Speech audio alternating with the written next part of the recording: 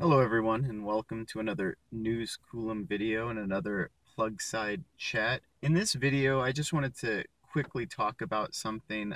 I feel like as an EV community we should probably stop using the term compliance car. And the reason I say that is no matter what the intentions were when that term was first created, it really only serves to hurt electric vehicle adoption. And why I say that is, originally it was meant to say, oh, what vehicles are being built solely so automakers can meet their compliance requirements. So even at its best, it's a term that's designed to sort of cast shame, right? So, oh, this automaker isn't doing enough. They're only offering compliance vehicles. But think about what you're doing. You're shaming those automakers who are making electric vehicles. No matter what their motive is, they're still the ones producing electric vehicles.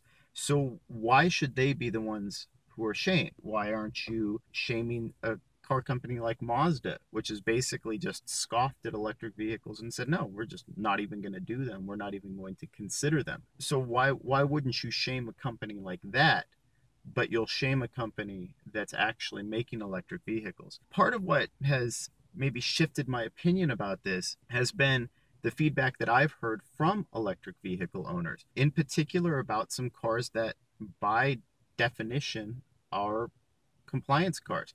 The Spark EV is one of them, the Fiat 500e is another one. Owners love those cars. They're amazing cars. One of my coworkers, she was struggling because she and her husband wanted to get another car because she needed a car purely for commuting, but they had a really tight budget and they couldn't really even afford extra fueling expenses and things like that. I suggested at the time the Fiat 500e had like a sub $100 lease rate. I suggested she go check it out. Next week, she was driving one into work, being able to charge here at work. Absolutely loves the car. Most people who have these cars really like them and they serve the purpose that they were intended to serve. So sure, maybe for some people they couldn't serve really any purpose. Like I wouldn't have a purpose with the Fiat 500e at all. Even a Spark EV or even the new Nissan Leaf with 150 miles of range would be really inconvenient for me to use on a daily basis. But that doesn't make them compliance cars. Everybody has different needs and different uses. My whole pushback against short range electric vehicles is more about how they don't serve the needs of a community that I feel like could benefit the most from electric vehicles, and that's Americans living in rural communities. People who live in rural communities in the United States comprise 20 to 40% of the population. They need efficient, non-fossil fuel powered modes of transportation just as much as everyone else. So that's more why I feel there needs to be a push toward longer range electric vehicles. It's not because I feel that short range electric vehicles are useless. I just feel that there is a market for them, but we need to have more than just them as a market in order to win over American car buyers. But that being said, I don't really consider them compliance cars. Again, at least those automakers are making electric vehicles. At least those electric vehicles are offsetting fossil fuel consumption. And like I said, at best, it's a term meant to shame automakers, but it's sort of also been co-opted by certain people in the EV community, where if you don't solely make electric vehicles, technically every electric vehicle you make is a compliance car, right? Because you don't need to make it, you're making other vehicles. That's where your profit is coming from. So any electric vehicle you make at that point is by definition a compliance car. It doesn't matter how capable it is, doesn't matter how compelling it is, it's a compliance car. And I think that is a very bad approach. And like I said, it casts a negative light on electric vehicles.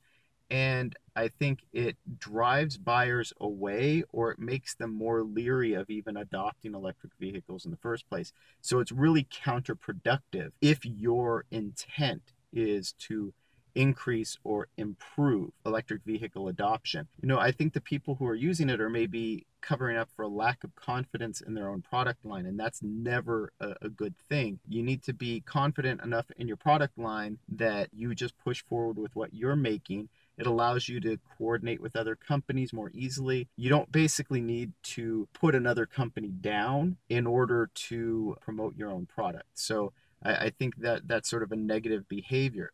And if we really do need to categorize these vehicles, that yeah, you could say, maybe one is a first car EV or one of them is a second car EV, basically saying that it could meet the driving needs, all of the driving needs of the buyer.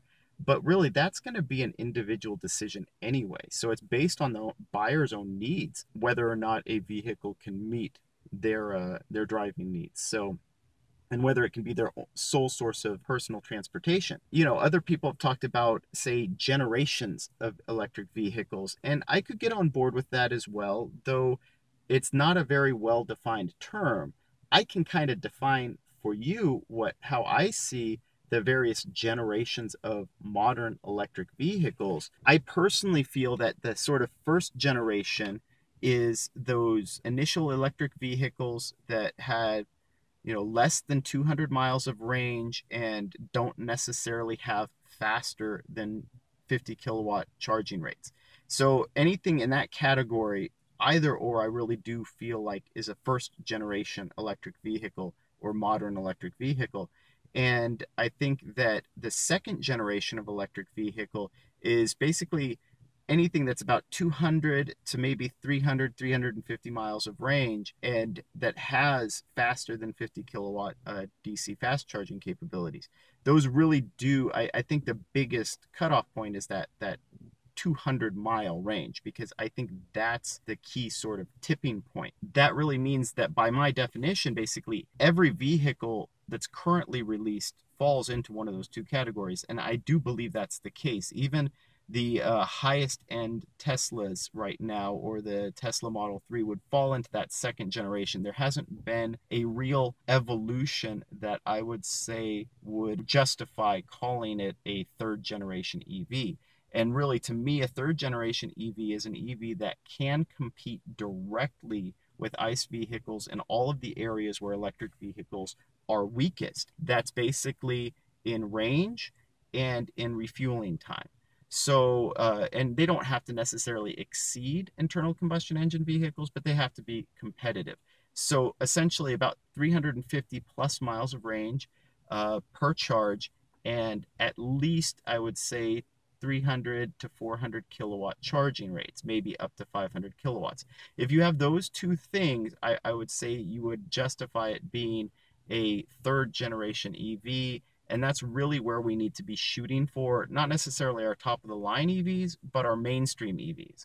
And notice, though, in all of this discussion about generations, I didn't really talk about price, because I don't think that that plays into it. What I do think, though, is in order for us to reach that true tipping point with mass market adoption and mass adoption of electric vehicles, one of the things that needs to happen is this second generation of electric vehicles, say vehicles that are capable as the Bolt EV, as the Model 3, as a Jaguar I-Pace, all of these newer, the new Kona EV, the new Niro EV, the new 60 kilowatt hour Nissan Leaf. When those vehicles start coming in at the same price as a median new car price of about $20,000, that's when you'll hit that tipping point. It doesn't need to be the third generation EVs that do that. I think the third generation EVs, they'll eventually need to get there, but in the meantime, paying $40,000, $50,000, $60,000 for a 350 to 450 mile range EV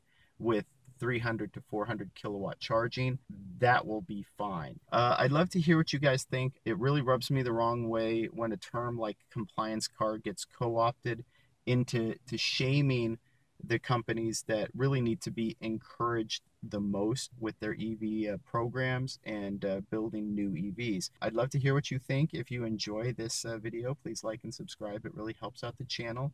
And thank you for watching.